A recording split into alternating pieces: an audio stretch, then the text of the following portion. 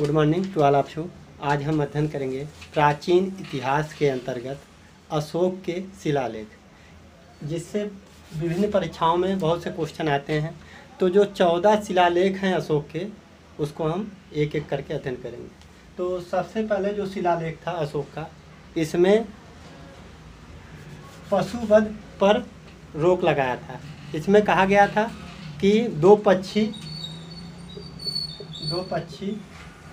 और एक पशु की आप हत्या कर सकते हैं, लेकिन भविष्य में इस पर भी रोक लगा दिया जाएगा। इसने जीव हत्या का विरोध किया था। प्रथम शिलालेख में अशोक के यही मिलता है। दूसरे शिलालेख में ये कहा गया है कि चोल चेर, जो दक्षिण भारत के राज थे, चोल चेर पांड्य, और श्रीलंका पर धम्म का प्रभाव दिखाई देता है। ये शिलालेख नंबर 2 में मिलता है। इसको सबको अध्ययन करने के बाद हम इससे संबंधित क्वेश्चन को देखेंगे। और अशोक के शिलालेख नंबर 3 में ये कहा गया है कि ये प्रादेशिक और राज्यों की नियुक्ति करेगा। अशोक ने प्रादेशिक और राज्यों की नियुक्ति किया, जो हर 5 वर्ष में जाकर के राज्य में समानता और समन्वय का पाठ पढ़ाएंगे। ठीक है। तो अशोक के शिलालेख नंबर 1 में कहा गया कि जीव हत्या पर प्रतिबंध लगाया जाएगा। 2 पक्षी और 1 पशु की आप हत्या कर सकते हैं। 2 पक्षी में आप 2 मोर और 1 हिरण की हत्या, जैसे एग्जाम्पल में। उसके बाद कुछ समय बाद इस पर भी रोक लगा दी जाएगी। भविष्य में इस पर भी रोक लगा दी जाएगी। दूसरे शिलालेख में कहा गया है चोल चेर पांड्य और श्रीलंका पर धम्म का प्रभाव बताया गया है। और शिलालेख नंबर 3 में प्रादेशिक अथवा राज्यों की नियुक्ति की गई है, जो हर 5 वर्ष में जाकर के लोगों को समानता और समन्वय का पाठ पढ़ाएंगे। इसके बाद हम शिलालेख नंबर 4 देखेंगे अशोक का।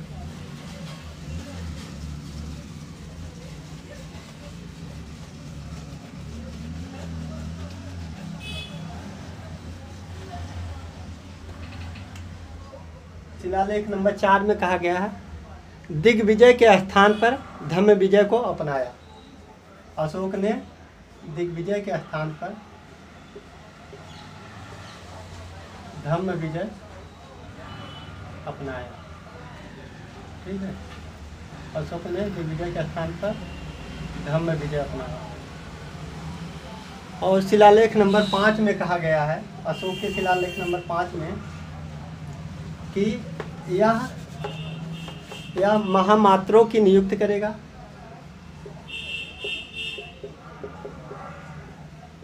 जो प्रदेश में जाकर के दान और दक्षिणा का आयोजन करेंगे। दान और दक्षिणा का आयोजन करेंगे। ठीक है। उसके बाद शिलालेख नंबर 6 में, अशोक के शिलालेख नंबर 6 में कहा गया है, अशोक कहा है कि हम चाहे कहीं भी रहें, चाहे जिस स्थिति में रहें या भोजन करते रहें, हमें हमारी प्रजा के बारे में जानकारी चाहिए। प्रजा के बारे में जानकारी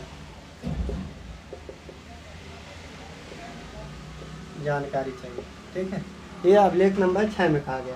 अभिलेख नंबर 7 में अशोक के ये कहा गया है कि सभी को सभी जगह पर निवास करने का स्वतंत्रता है, कि मतलब सभी लोग कहीं पर भी निवास कर सकते हैं, इसमें कोई रोक टोक नहीं है। ठीक है।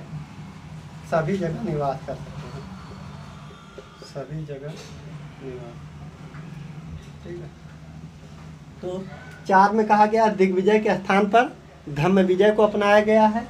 और शिलालेख नंबर 5 में अशोक ने महामात्रों की नियुक्त किया है, जो राज्य में घूम करके दान और दक्षिणा का आयोजन कराएंगे। शिलालेख नंबर 6 में कहा गया प्रजा के बारे में बताया गया कि वो कहा गया कि हम चाहे जहाँ पे भी रहें, किसी स्थिति में रहें, चाहे भोजन करते रहें, हमें हमारी प्रजा के बारे में जानकारी चाहिए। और शिलालेख नंबर 7 में कहा गया है कि सभी को सभी जगह निवास कर सकते हैं, कोई भेदभाव उनके साथ नहीं किया जाएगा। ठीक है। और इसके बाद हम शिलालेख नंबर 8 को देखते हैं। अशोक के शिलालेख नंबर 8 में क्या कहा गया है।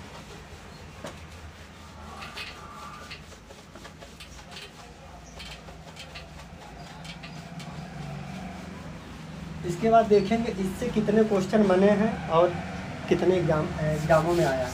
अशोक शिलालेख नंबर 8 में ये कहा गया है, अशोक ने अपने राज्याभिषेक के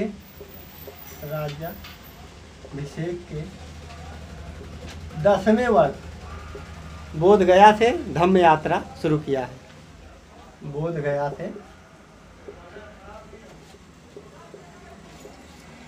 धम्म यात्रा शुरू किया,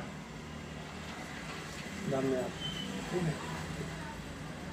और शिलालेख नंबर 9 में कहा गया है, अशोक ने कहा है कि गुरुजनों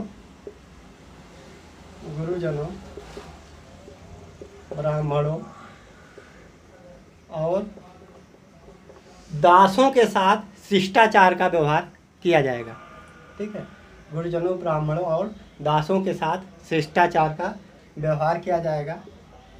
और शिलालेख नंबर 10 में कहा गया, यश कीर्ति के स्थान पर, यश और कीर्ति के स्थान पर धम्म को अपनाया है। यश और कीर्ति के स्थान पर धम्म को अपनाया है। और शिलालेख नंबर 11 में कहा गया है, धम्म जैसा कोई प्रशंसा नहीं है, धम्म जैसी कोई बंटवारा नहीं है, धम्म जैसी कोई मित्रता नहीं है। धम्म जैसी प्रशंसा नहीं है, कोई मित्रता नहीं है और कोई बंटवारा नहीं है, ठीक है। ये बातें कही गई। तो शिलालेख नंबर 8 में राज्याभिषेक के 10वें वर्ष बोधगया से धम्म यात्रा शुरू की गई है। उसके बाद शिलालेख नंबर 9 में कहा गया है, गुरुजनों ब्राह्मणों और दासों के साथ शिष्टाचार का व्यवहार किया जाएगा। उसके बाद 10 में कहा गया है, यश कीर्ति के स्थान पर धम्म को अपनाया गया। इसके बाद 11 में देखेंगे, अशोक के शिलालेख नंबर 11 में कहा गया, धम्म जैसी कोई प्रशंसा नहीं है, धम्म जैसी कोई मित्रता नहीं है और धम्म जैसी कोई बंटवारा नहीं है। इसके बाद हम शिलालेख नंबर 13 में देखते हैं। अशोक का जो शिलालेख नंबर 13 है, 13 है,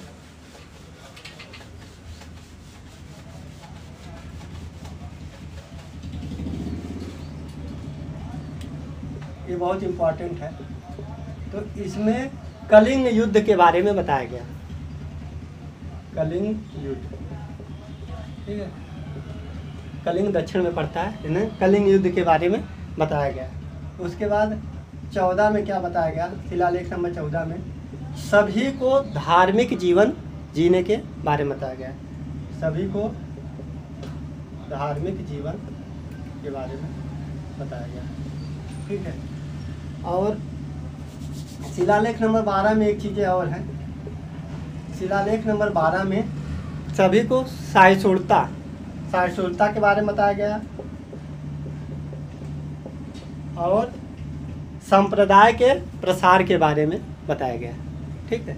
तो जो इम्पोर्टेंट शिलालेख है वो है शिलालेख नंबर 13, 12, 13 और सेकंड, ये सब इम्पोर्टेंट शिलालेख हैं। इससे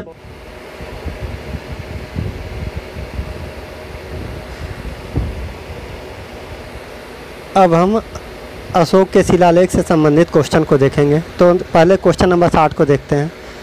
कलिंग युद्ध की विजय तथा क्षत्रियों का वर्णन अशोक के किस शिलालेख में है? तो कलिंग युद्ध के बारे में हम लोग शिलालेख नंबर 13 में पढ़ा था, ठीक है, जिसमें कलिंग युद्ध के बारे में बताया गया। उसके बाद 61 को देखेंगे। अशोक के किस शिलालेख में अभिलेख में पूर्ण रूपेण धार्मिक सहिष्णुता के प्रति समर्पित कौन सा अभिलेख है? तो किसमें बताया गया? धार्मिक सहिष्णुता के बाद शिलालेख नंबर 12 में बताया गया। उसमें कहा गया था कि आप संप्रदाय का प्रचार प्रसार कर सकते हैं, ठीक है। इसके बाद हम अगला क्वेश्चन देखेंगे।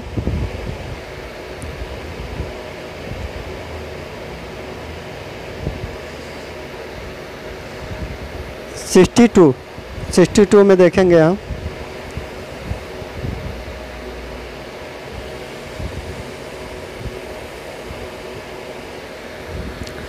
अशोक के जो प्रमुख शिलालेख संगम राज्य के विषय में है, हमें बताते हैं, उसमें सम्मिलित है। तो पहला है 1 और 10, दूसरा है 1 और 11, तीसरा है 2 और 13, 4 है 2 और 14। तो कौन सा है? अशोक के संगम राज्य के बारे में बताया गया। संगम राज्य के बारे में दूसरे और 13वें शिलालेख में बताया गया। दूसरे शिलालेख में ये बताया गया है चोल, चेर, पांड्य और श्रीलंका के बारे में बताया गया, तो इससे दूसरा हो गया। और संगम राज्य के बारे में कलिंग भी दक्षिण भारत का राज्य आता है, वो भी शिलालेख नंबर 13 में कलिंग युद्ध के बारे में बताया गया, तो ऑप्शन सी वाला सही होगा। उसके बाद हम देखेंगे 63, निम्नलिखित में से किस दक्षिण राज्य का उल्लेख अशोक के अभिलेख में नहीं है?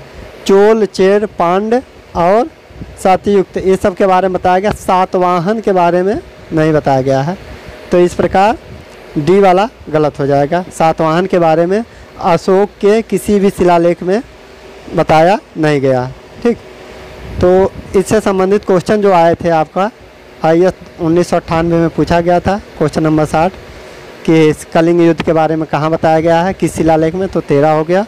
उसके बाद 61 में बताया गया है कि मतलब सहिष्णुता के बारे में किस में बताया गया है, तो शिलालेख नंबर 12 में।